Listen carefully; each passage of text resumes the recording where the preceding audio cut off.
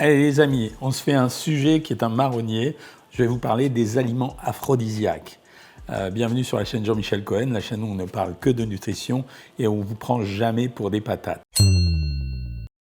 Masterclass, menu personnalisé, suivi diététique individualisé. Rendez-vous sur le site docteur.jeanmichelcohen.fr. Qu'est-ce que c'est qu'une substance aphrodisiaque?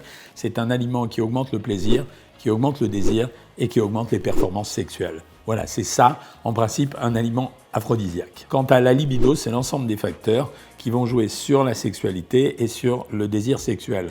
Alors cet ensemble de facteurs, ça inclut les aliments aphrodisiaques, mais ça inclut aussi l'environnement, le comportement, l'état général de l'individu.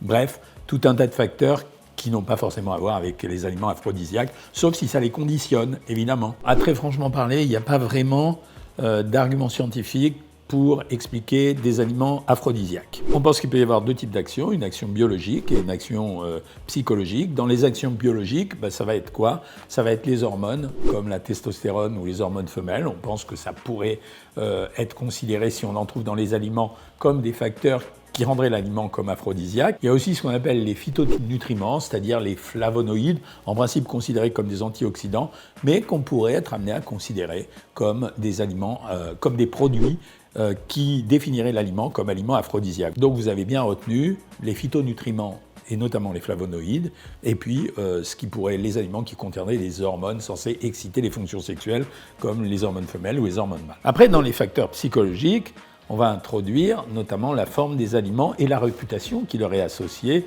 par des effets ancestraux. Ça veut dire tout ce qu'on a retenu de ce qui a été dit par nos ancêtres, l'Antiquité, la préhistoire, etc.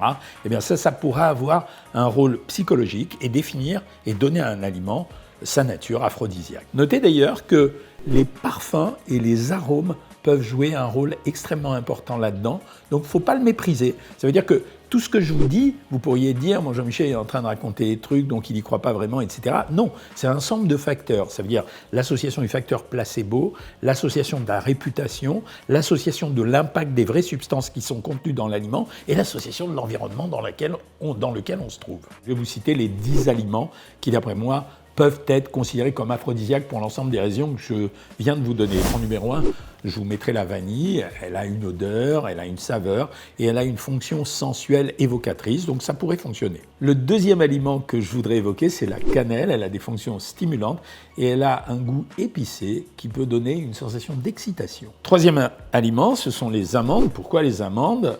Simplement parce qu'elles contiennent de la vitamine E et c'est considéré comme un phytonutriment et donc comme un flavonoïde aussi.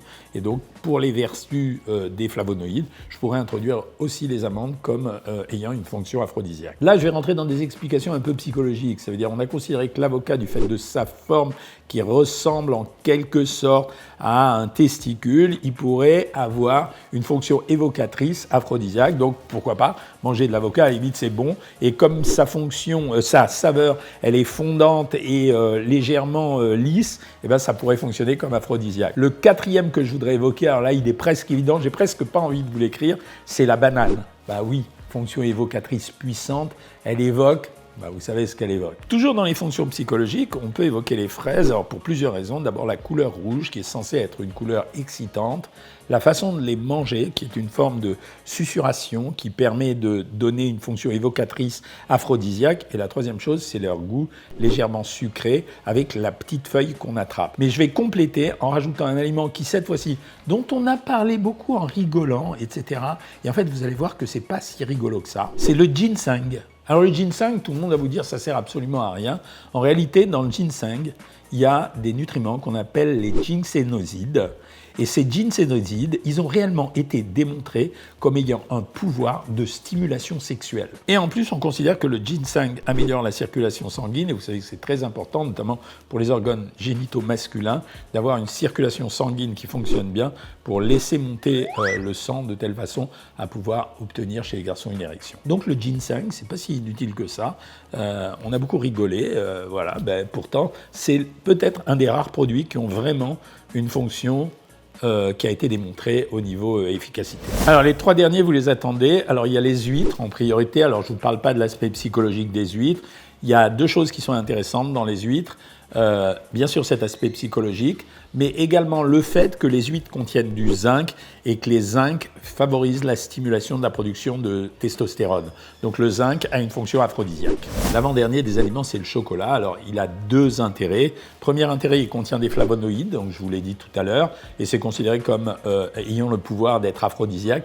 Et le deuxième intérêt, c'est surtout que le chocolat provoque une sécrétion de sérotonine. La sécrétion de sérotonine, c'est une hormone du bonheur, donc ça entraîne l'appétit sexuel. Donc le chocolat, c'est bon. Quant au dernier, c'est le gingembre, je le cite, parce qu'il a vraiment une histoire dans la sexualité, donc on en a parlé beaucoup, mais il n'y a jamais eu aucune preuve scientifique de son efficacité. Tout au plus, on sait qu'il est actif sur la circulation sanguine, et voilà pourquoi on le classe la plupart du temps dans les aliments aphrodisiaques. Mais franchement, entre le ginseng de tout à l'heure et le gingembre d'aujourd'hui, si j'avais à choisir, ben je prendrais le ginseng, évidemment. Vous savez que dans les trucs anecdotiques, bon, il y a trois produits là qu'on considère comme aphrodisiaques dans des pays lointains. C'est la corne de rhinocéros, le pénis de serpent, alors vraiment, ça me fait rigoler, et les nids d'hirondelles. Alors là, c'est bidon de chez bidon. Vous savez que les nids d'hirondelles, ça existe vraiment. C'est provoqué par la salive des hirondelles. Alors on dit que ces produits auraient une puissance concernant la production d'hormones sexuelles, etc. Mais rien n'a été démontré. Ça fait plutôt partie des croyances traditionnelles. Donc n'essayez pas ça. Bon, ceci dit, moi, si j'avais un conseil à vous donner, je ferais des associations d'aliments. Par exemple, je ferais chocolat et fraises. Les deux, bon, la sérotonine, l'aspect des fraises et la façon de les manger, je trouve que ça marche pas mal. L'alcool a une petite fonction désinhibitrice, donc à ce titre, elle peut être considérée comme aphrodisiaque, mais à condition que ça soit à petite dose. Donc je mettrai les huîtres et le champagne, ça va bien ensemble. Je mettrai du gingembre avec du miel. Les deux, ça marche pas mal. En bref, vous pouvez faire ce que vous voulez avec les aliments que je vous ai décrits et surtout, tenez-moi informé si ça marche. N'oubliez pas que rien n'est jamais aussi aphrodisiaque que quand vous êtes en bonne santé. Ça veut dire quand vous avez un sommeil correct, quand vous avez une alimentation variée et équilibrée. Et on dit, par exemple, que la production de testostérone, elle est plus forte chez des gens qui pratiquent la musculation, mais pas de façon excessive, mais de façon intense ou modérée. Donc ça veut dire que l'exercice physique en soi est bon également pour la libido. Que ce soit des mythes ou des réalités, l'important c'est d'avoir un support sur lequel s'appuyer pour avoir une certaine efficacité. En tout cas, quoi qu'il arrive, ne prenez pas ces choses au pied de la lettre et ne vous faites pas abuser par les médicaments que vous allez trouver. À un moment donné, on trouvait par exemple la yohimbine. En fait, la yohimbine, ça avait un pouvoir excitant. Et comme ça avait un pouvoir excitant, on considérait que ça améliorait la libido. De la même façon que certaines drogues ont une fonction érogène, mais le problème de la drogue, c'est que si elles ont une fonction érogène, elles ont par contre le double effet de pouvoir rendre malade, voire dépressif ou mélancolique, et en même temps de vous rendre addict à un certain nombre de drogues. C'est pour ça que quand on a parlé des cannabinoïdes, on n'a jamais évoqué les fonctions érotiques des cannabinoïdes, même si certains prétendent qu'elles le sont. Voilà ce que j'avais à vous dire. C'était une vidéo un peu plus originale que d'habitude, mais pourquoi ne pas les traiter? Parce qu'après tout, il faut vous renseigner. Vous avez le contenu essentiel, c'est-à-dire ce qui marche peut-être et ce qui est à coup sûr ne marche pas. Faites-en bon usage et moi je vous dis, partagez, likez, abonnez-vous, faites des commentaires, faites-moi des critiques sur la vidéo, proposez-moi des vidéos à faire et à bientôt les amis.